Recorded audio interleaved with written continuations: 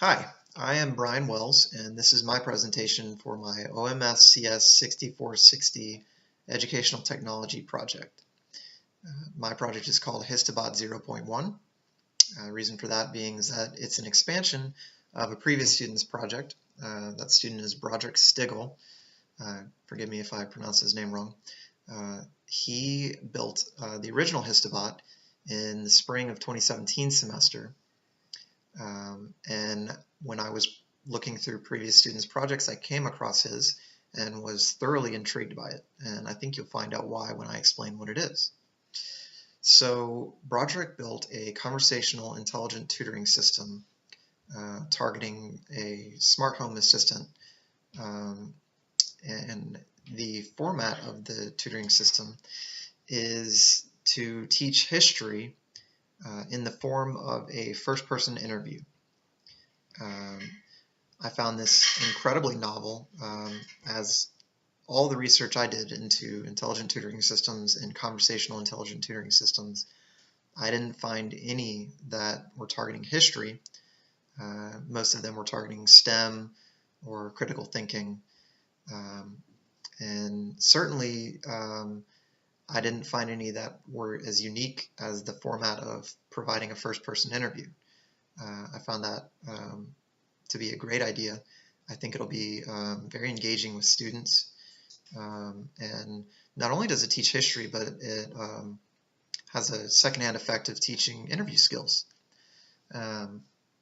So Broderick originally targeted the Google Home, but it's built on a framework so that it could target any of the smart home assistants. Amazon's Alexa or I believe Microsoft's Cortana could also be supported. And he actually did some informal evaluation with elementary school age children, which is the target demographic.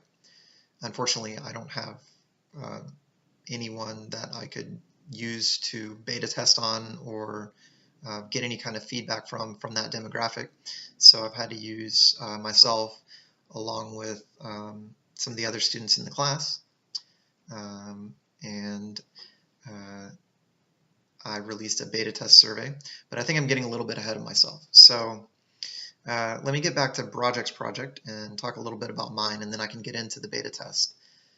So Broderick's project was targeting a single historical figure as the person that you can interview, and that was George Washington.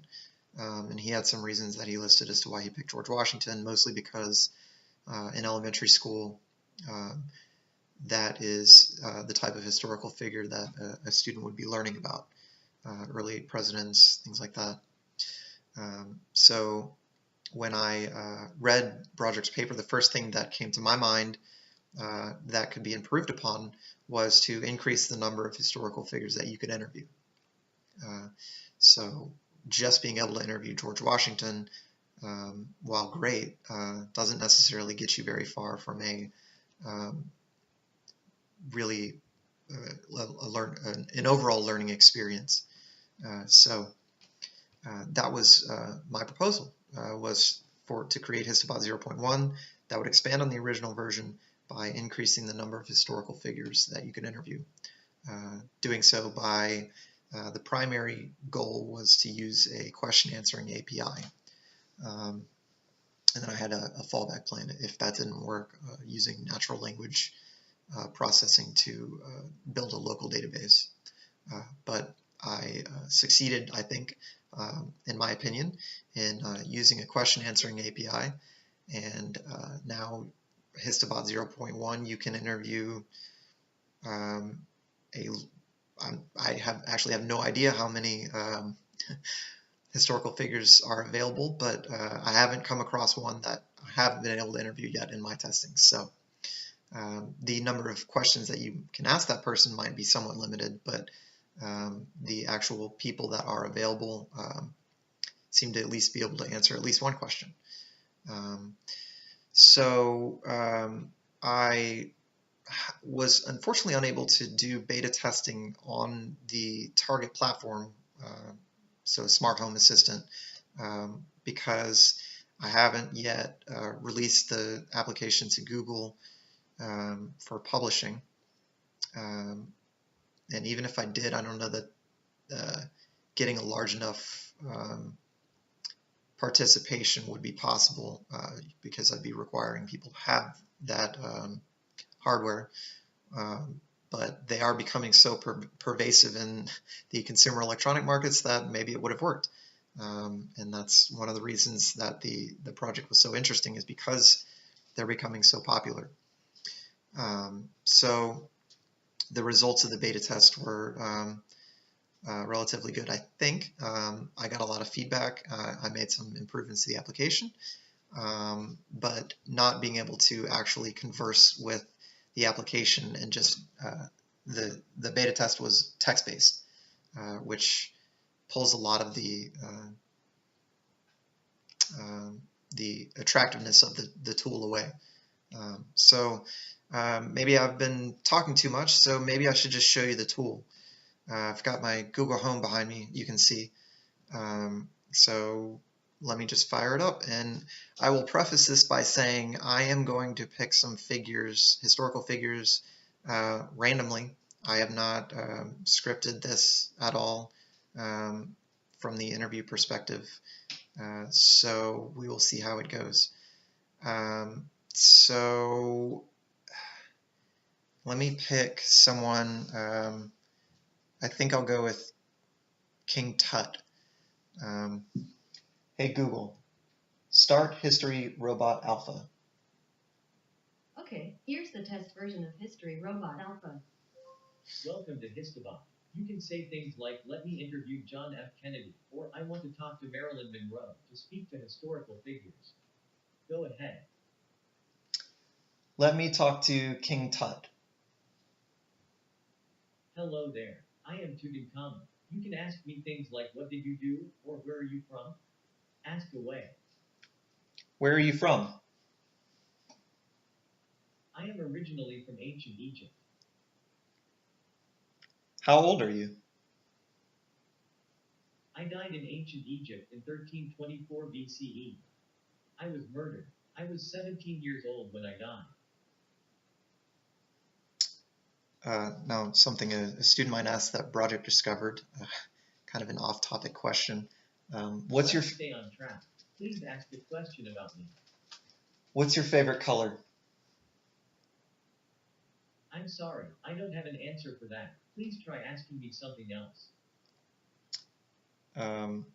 Who are your parents? My parents are Nefertiti, Akhenaten, Smenkhare, and Kia. So maybe we should move to someone else. Who Let would me you in, like to interview? Winston Churchill. Hello there. I am Winston Churchill. You can ask me things like, what did you do, or where are you from? Ask away. Where are you from? I am originally from Oxfordshire. How old are you? I died in Hyde Park Gate on January 24, 1965 from a stroke. I was 90 years old when I died. What did you do? Sir Winston Leonard Spencer Churchill was a British politician and statesman who served as the Prime Minister of the United Kingdom from 1940 to 1945 and again from 1951 to 1955. Let me interview Marilyn Monroe. Hi, I'm Marilyn Monroe. Nice to meet you. I'm here to answer your questions. Ask me things like, when were you born, or what did you do? Go ahead, give it a shot. Stop. So you can see I showed you some of the limitations of the tool that are currently there that could definitely be improved upon. The first one that there might have been others that you noticed that I didn't notice. The first one was the response from Winston Churchill, where his full name was recited in the response, and that's a kind of an alias problem that's come about. one of the ones that I noticed was Napoleon, Napoleon I, and Napoleon Bonaparte. So the system being able to discover aliases for the person that you're interviewing, and then I've got a transformation layer in there that is taking the responses from my the question answering API, and then converting that into the first person interview format. And then the last one, I just wanted to demonstrate that I made an assumption, and basically until I got to the very end of this project, that I would be able to dynamically switch voices in the middle of using my app. And at least on this platform, I haven't found that to be a possibility. So unfortunately, I'm stuck with either a female voice or a male voice. So throughout. So either interviewing a female is going to be done so in a male voice, or interviewing a male is going to be done in a female voice until either I can figure something out, or Google releases a firmware update. So I think that was a somewhat brief demonstration, but I don't want to bore you too much with it. That was I think a pretty good coverage of my project while demonstrating it and telling you a little bit about it. If you want to learn more, you can read my research paper that's available in the resources page on the project website, where it will be. Thank you for taking the time to watch this, and happy programming.